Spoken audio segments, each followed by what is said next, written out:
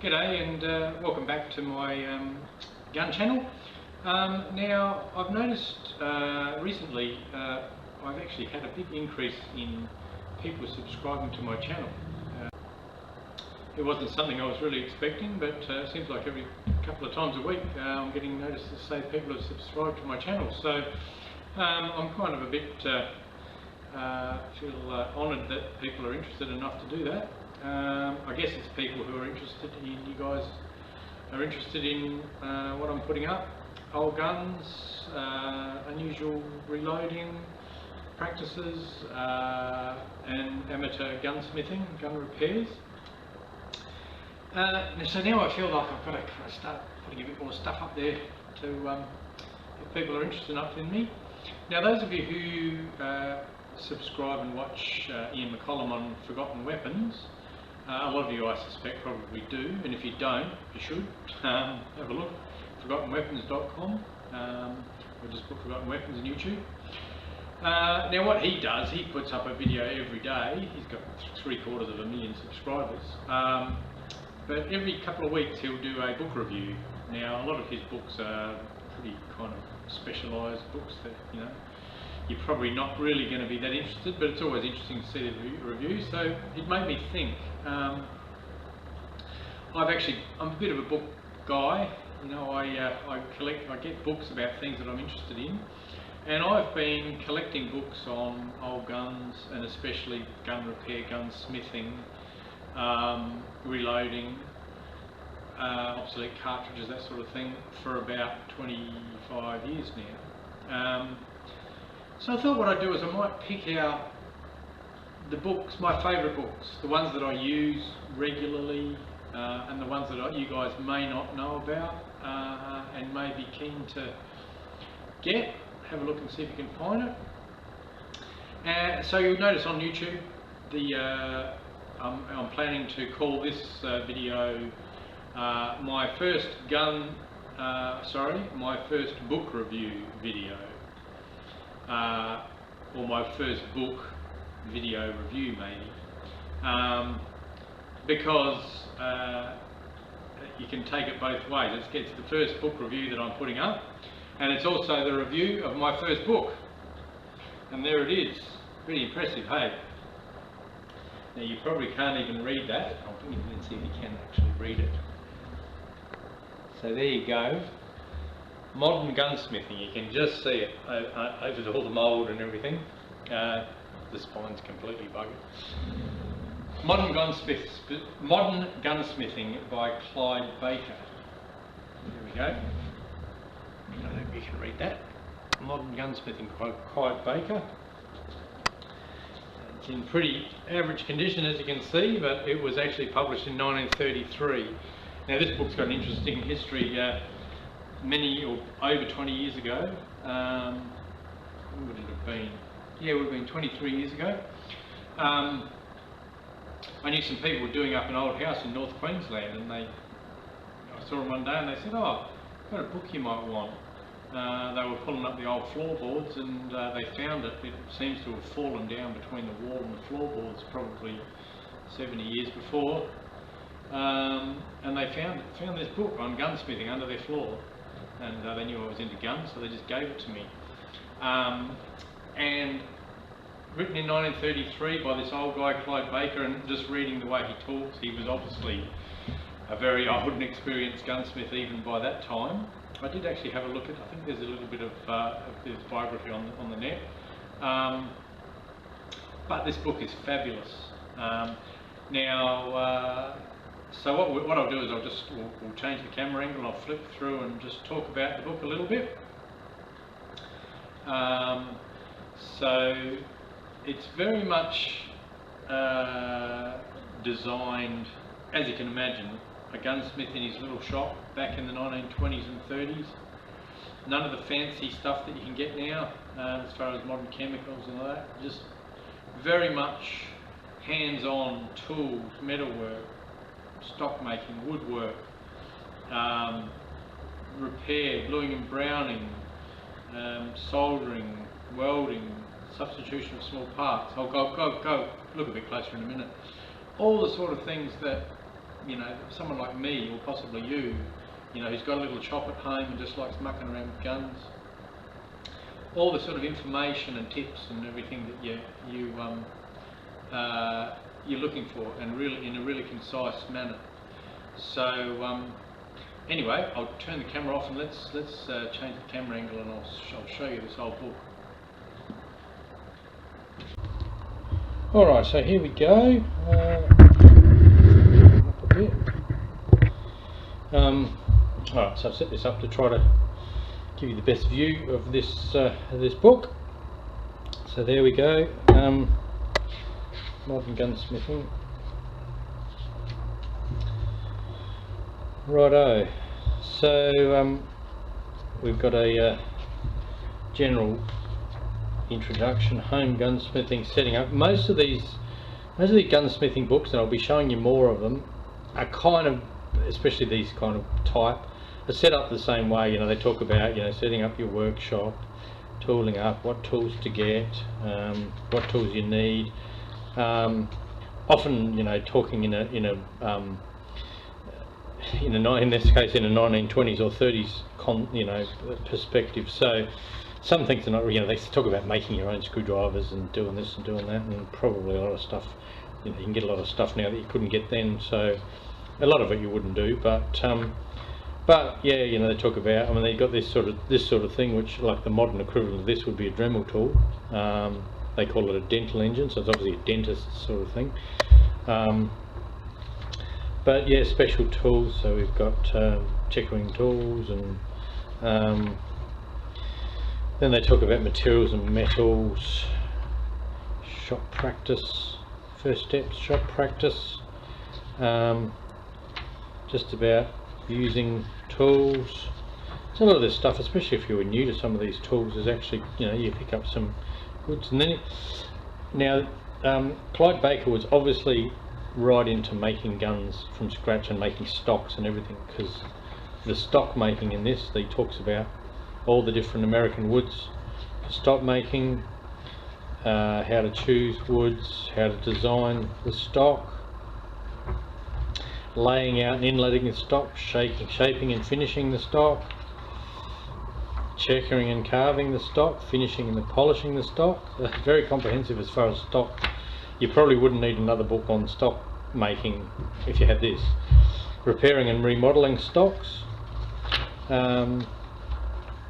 So then he gets into barrels, barrel design and fitting,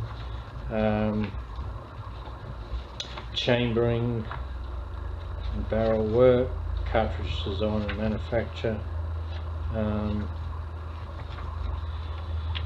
graving of metal parts, bluing and browning. Now my initial bluing that I did, I actually built a bluing tank very similar to this. I've still got it. It's only got one tank, hasn't got three like that. But you'll see in here he's actually got a the one he recommends and he used as his standard solution. If you look at my my video on repairing my old Model 94 Winchester lever action 3030, I actually, that came as it was covered in rust. I kind of polished and re-blued that to new condition using the express brown found in here. So yeah, they call it, he calls it something different. In some other books they actually refer back to Clyde Baker, and this is his solution. He calls it an express brown, but here he just calls it a hot bluing basic solution. This is the one that I use, and it's really easy to use and it works fantastically. Unfortunately it also has mercury, bichloride of mercury in it, so it's very toxic, so it's got to be very careful on using it. So but anyway, we'll talk about that a bit more when we talk about the book on bluing that I have. And anyway, continuing on, annealing, hardening, tempering. Very good information if you want to make springs and things, which I'm just in the process of doing now. Case hardening. Now, of course, nowadays you've got this case in it if you've ever done case hardening, which is easy and safe to use. In these days, they used to use cyanide, so here it is, cyanide hardening. So there has been cases of old gunsmiths sort of, you know, touch their lips or something while they're doing the old case hardening and then dropping dead. So I think that's one that I'll give a miss. Anyway, soldering, brazing and welding. Talks about soldering on ribs and stuff. Now I've done a fair bit of little jobs soldering guns now, and most of the information I got was out of this book. I've been successful for some years. Now this is a very important part: manufacture and substitution of small parts. Common thing that I've been doing of late. So it talks about you know, things like this, changing a barrel band or an adjustable one. So it's quite comprehensive. Just you know, all sorts of things about making small parts, extractors and ejectors and firing pins and leaf springs, and then hard fitting of small parts. How to you know, finely fit small parts to a firearm. So these are all things that, you know, your average home gunsmith can come in real handy if you've got broken parts and stuff. Cleaning bores and removing obstructions. So we come to lapping barrels and bore polishing. Here's how to make a barrel lap.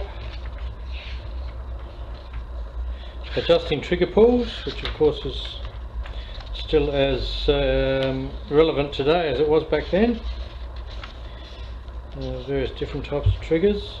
Sights and telescopes. Now of course telescopic sights are a bit more advanced than they would have been back in the 1920s and 30s. But there's a lot of information on here on general customising iron and aperture sights, how to solder on a rib. All of these things are quite relevant. Now there's a chapter here on remodelling military and obsolete rifles. And of course back in the 1920s, all these old rifles, you know, 03 Springfields and M17s, Lee Enfields, were all pretty easily available and cheap, and so people used to get them and cut them down or use the actions to make sporters or whatever. But obviously now, see, look at that, that's modernising a 45-70 spring trapdoor Springfield. Now these rifles are all collector's items, so you're not going to be cutting them down now, so it's sort of interesting to read, but it's not relevant, that one. Then we got shotgun repairs. It's reasonably brief, so he was obviously, it's got basic stuff on sort of fixing shotguns, main springs and stuff, but I've got some more comprehensive shotgun gunsmithing books. But there's some basic stuff in there. How to make a thing to get dents out of barrels, that's kind of a relevant one. So if you get little dings in barrels, you can make this tool, which I'll do if I ever get another dent in my barrel. Pistols and revolvers, again just some basic, fairly broad basic information on that. Of course revolvers have probably changed a little bit since then. Bit of stuff about the 1911 by the looks of it. Restoration and repair of old firearms.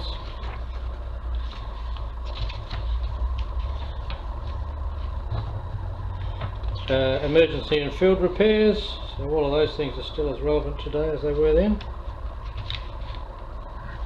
Oh, then there's a directory of suppliers, which would not be relevant because most of them probably aren't even around anymore.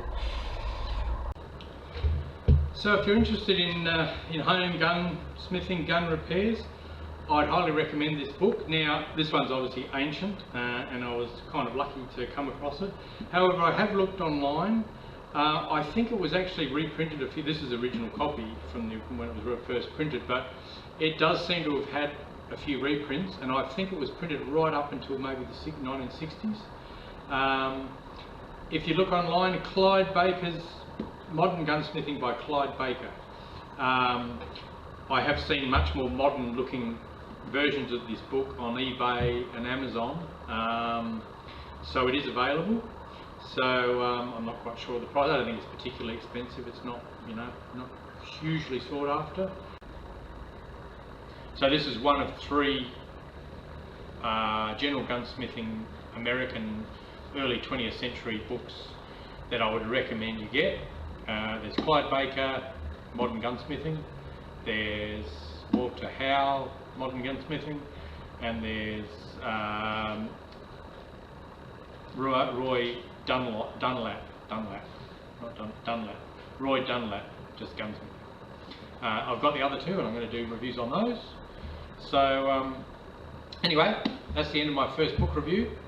I hope you found it useful. If you're keen on this sort of stuff, it'll probably, you know, give you the impetus to think, well, you know, I might get that. And as always, click like if you like my video, and until next time, thanks for watching.